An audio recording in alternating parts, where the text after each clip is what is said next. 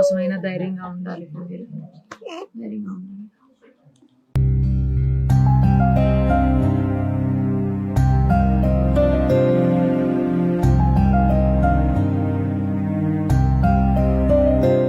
Recent గా మనకు తెలుసు ఒక సీరియల్ ఆర్టిస్ట్ పవిత్ర జయరాం, ఆమె రోడ్ యాక్సిడెంట్ లో చనిపోవటం, ఆ తర్వాత కో ఆర్టిస్ట్ అయినటువంటి చంద్రకాంత్ కూడా అదే యాక్సిడెంట్ లో దెబ్బలు తాకటం.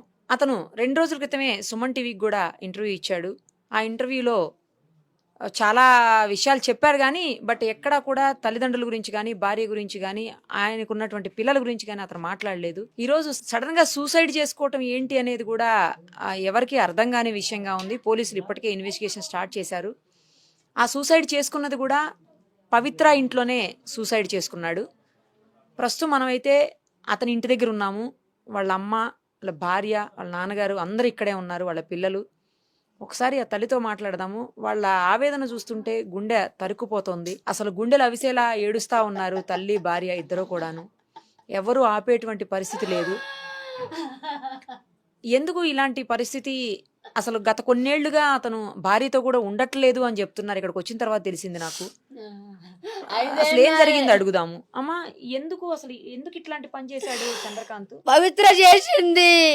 పవిత్ర దాన్ని ఉంచుకున్నది. వాడు పెళ్లి చేసుకుంది. 5 ఏళ్ల నుంచి నా కోడల దగ్గరికి రానియలేదు, మాట్లాడనియలేదు, పిల్లలతోనే మాట్లాడనియలేదు, తల్లితోనే మాట్లాడనియలేదు. పవిత్ర పిల్లలతోని మాట్లాడనీయకుండా చేసిండు.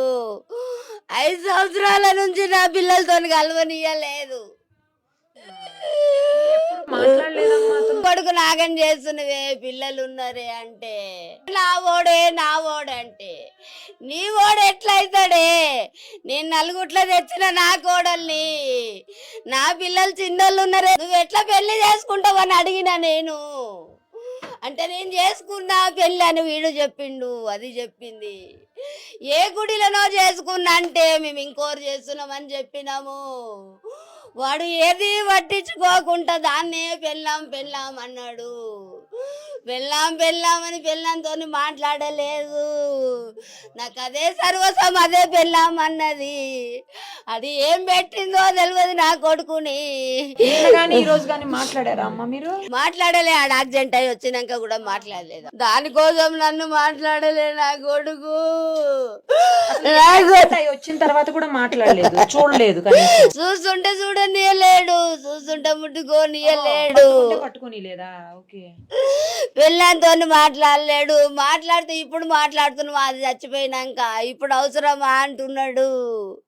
దాన్ని చితంబ బాధ పెట్టిండు, కొట్టిండు, తిట్టిండు. ఎవరు? భార్యని వాట్ల కొట్టిండమ్మా. రాత్రంతా బుడ కొడుకు తాగొచ్చినా లొల్లి పెట్టినా బాధపడ్డమ్మా. ఇక మారతాడు అనుకున్నమ్మా.